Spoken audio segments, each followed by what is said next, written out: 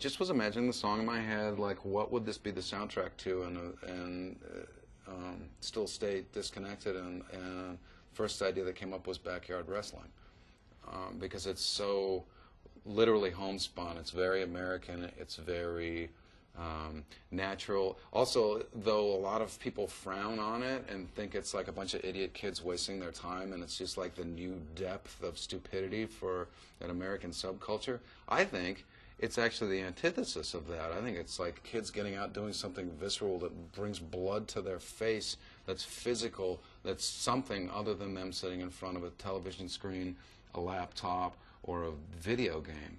Once I had that visual in my head, it was just a matter of figuring out how to make, bring a sort of storyline into it. And I wanted it to sort of have a kind of silent film, subtitled framing, introducing the story of a person, and backyard wrestling kind of being the backdrop, and then sort of took it from there. Spending time living in Europe and writing songs like in another country, and living in Paris might actually have an effect on my songwriting. I'm not sure. But some of the songs on Carry On were written in the U.S. and some of them were written in Paris because we live between the two places. And Arms Around Your Love I wrote there, and it was one of those songs that was entirely kind of assembled in my head, where I did the melody, the lyrics, the whole thing happened. I never touched a guitar. I didn't demo it or even pick up a guitar to learn the parts that I was listening to until it was finished. Black Hole Sun is another song I wrote that way.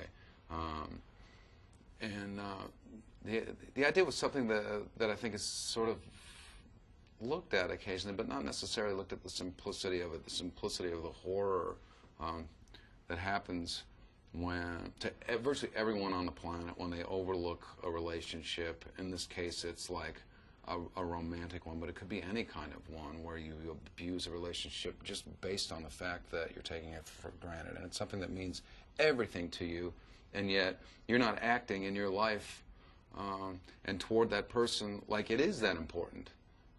And I've done that. Everyone I've seen people do that, even more so. And the horror of the reality is it's literally like somebody that you really love and feel close to, not even so much in love, but really love, that gets hit by a bus or that dies, and I don't have that happen to me. And so the song really kind of focuses on that. I didn't really choose Billie Jean because I thought maybe I need to do a cover song. Let's go through a list and I'll find one.